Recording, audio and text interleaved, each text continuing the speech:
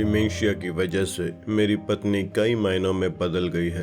हालात बिगड़ने पर उसके लिए बोलना कठिन होता गया। इससे हमारा परिवार बहुत उलझन में था। हम सुनिश्चित नहीं थे कि उसके साथ क्या हो रहा था।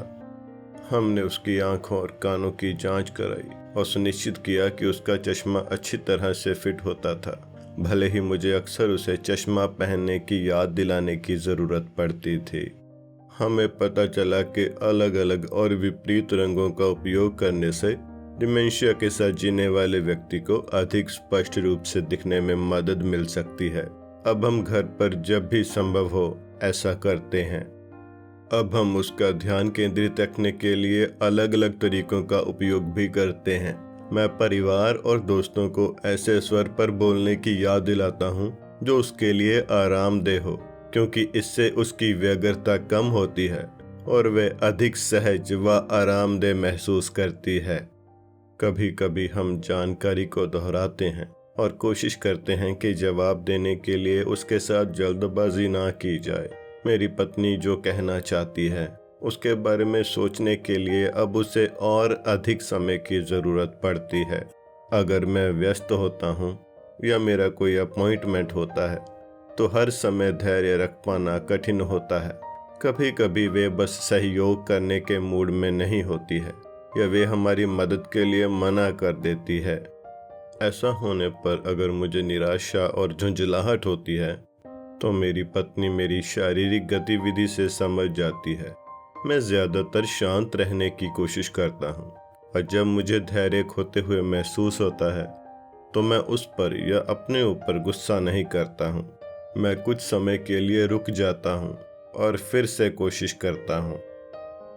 मेरी पत्नी सबसे अच्छी प्रतिक्रिया तब करती है जब हम उसकी ओर देखकर मुस्कुराते हैं, उसे गले लगाते हैं या उसकी प्रशंसा करते हैं।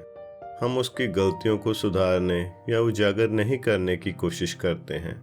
इसके बजाय हम उसकी कोशिश को प्रोत्साहित करते हैं। वे अच्छी प्रतिक्रिया करती है और इससे हम सभी को बेहतर महसूस होता है। लगातार बहस करने से थकावट होती है। ये बदलाव आना उसकी गलती नहीं है, लेकिन मुझे पहले के हमारे जीवन और उस समय वह कैसी थी इसकी याद आती है।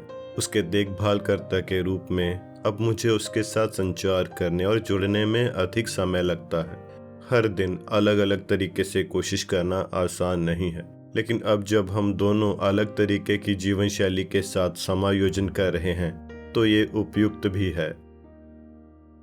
अपने डॉक्टर के साथ बात करके और माई एजेड केयर से संपर्क करके और इन वेबसाइटों पर जाकर मुझे देखभालकर्ताओं का समर्थन और मदद करने वाली सेवाओं व डिमेंशिया के बारे में और अधिक जानकारी मिली। अपने परिवार की परिस्थितियों के अनुसार देखभालकर्ता सहायता समूहों में शामिल होने तथा घर पर समर्थन व राहत देखभाल प्राप्त करने और अग्रिम देखभाल की योजना बनाने के विकल्पों के बारे में जानकारी उपलब्ध है।